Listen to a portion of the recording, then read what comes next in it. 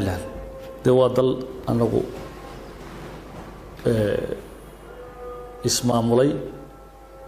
إنه كبد بعد ظروفها أمن الضراء يخل خلك كذا قيفتك للصوماليين يعني يسوق كجوا عن صدين ويسكي ستاعه واحد ده غير ورطهم يا أما بعد ترى لقوه دينه أنا معه وحسوا ده حاجة كفرية هي سيدي لوكال القرآن لا وحي سجدات الصومالية صوماليين طبعا هودنا قيبك تاعي تامر كاشر على قلي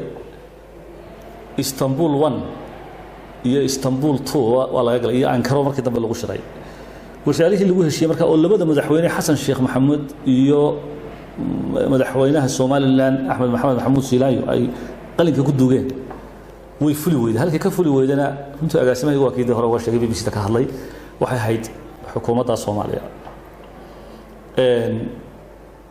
Soomaaliland mowqifkeeda hadan soo koobo waxa weeye waliba hadan taariikhda ugu noqdo hawada Soomaaliya xilligii la wareejiyay asbaabta loo wareejiyay waxay amni darrada jirtay in diyaaradaha humanitarianka ee caawimada sidee u dadka ku qabanaya ay ka soo degaan madaxda Soomaaliya guud ahaan isku qaad maca Soomaaliland UNDP marka hab maamulkeeda dhex gashay tababariix bay madaxda qaar bay yar xalxadho keenan hargeyso kamid ahaa adeeg qalabkiisa wax yar qabatay markaas hadabana xeer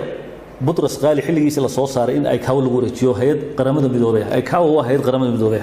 oo qabilsan hawada ma aha shirkad yar oo meel ka soo kacday waxa loogu wareejiyay inta la helayo heshiis Soomaaliyeed oo ku mideysay in hawadoodii maamushaan deetii ma jirto dawladii Soomaaliya ee koonfur loo sameeyay la isku raacsano Soomaaliland iskeed bay soo dawlad gaar maamul goboleedyada hoosteeyay qaar ba aan wali aan mutawaafaq ku ahayn hab maamulka iyo wixii laga leeyahay hawada marka asbaabahaas jiraan ma jiro xeer jideynaya ama qaab jideynaya in lagu wareejiyo haday dhacdo in lagu wareejiyana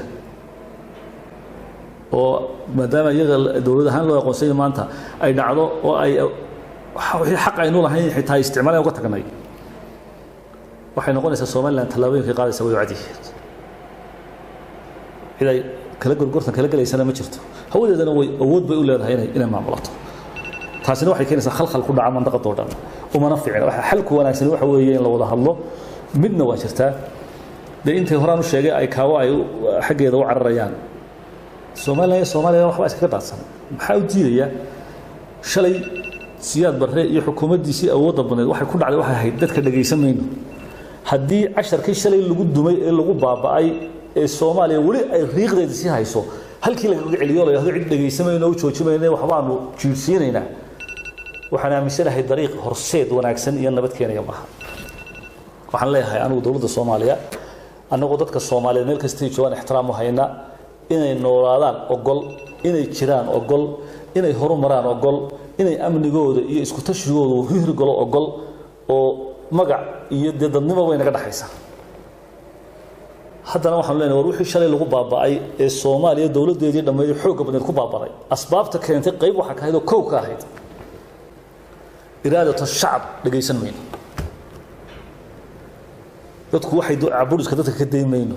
dadka doonistooda dhageysan mayno wixii laga dhaxlayna way noognahay marka ninkii taa ogaa maantana inuu cid kale intuu isaawo isticmaalaysaa cid ka horgeey iyo adigu awoodda gacanta ku qabo cid kale ku muquuni xaasha la dhicmayso waxaan leeyahay war casharadii hore waxa laga barto dariiqa ugu wanaagsan waxa weeye in miis wada hadal la isugu yimaado haddii waxa lagu wada hadlayo wixii la isku sidan karayay iyo wixii lagu kala tagi karayaba in muwaafaqad wanaagsan Soomaalinimo oo ehelnimo oo dadnimo oo islaamnimo lagu wada hadlo Soomaaliland in midnimada inay jirto inay la midowdo Soomaaliya diyaar uma ahoo aftiba dadka laga qaad laakiin waxa la wixii kale suurto gelinaya ee aan taa ka hor imanahay diyaar baa inuu xajad ka gasho in hawada la wada maamulshana diyaar baan u nahay taa waxaan markaa oran lahaa Soomaaliland mowqifkeedu waxa weeye in hawadeeda iyadoo maamulanayso qolada ay kaawaan ugu xiriir baan leenahay waan la xiriirnay ninka la Ivan Galan ee haystay madaxda ka fadhiya Montreal qoraalku soo diray waan hayaa way noo cadeeyeen hawada cid ku wareejinayaan jirin ilaa Soomaaliya ka wada hadasho marka warwar kama qabnaa annagu warwar aanu ka qabnaa ma jirto wixii kale looga gudbayo intay ay kaawal xireen dan lama soo xiriir xitaa annaga may oranin anagoo waxaan weyn oo isla dawladda ninka la yiraahdo maxaa la yiraahdaa farmaajo ala aqal waxay bedelaysaa ama wixii hore akhriyaysaayoo tixraacaysaayoo ay wax kale ku korinaysaa wadiiqad wanaagsan oo horumar u horseeda iyo mandaqadaba nabad iyo amni iyo wada noolaansho waxaan filayaa waxyaalaha imika ay sameynayaan waxaa nooga muuqataa waxaan iyagana dan u ahayn annagana dan u ahayn u dan ah ay kaa weynay hawada gacanta ku sii hayso oo isqabsigaas iyadoo dan u yahay marka waxaan lahaa war xalku waxa weeye ama aan isku diidno ama aan sheelayaan miis wada hadal isugu nimaadno midho waa jiraayada Soomaaliland doorasho galaysaa waa laga yaabaa inta doorashada inaan suurtagelin wada hadalkaasi laakiin saaxadii iyo caafimaad qabkii iyo niyaddii iyo qowlkii ka taas suurtagelin lahaa inuu muuqdaaba wanaagsan mana muuqdeen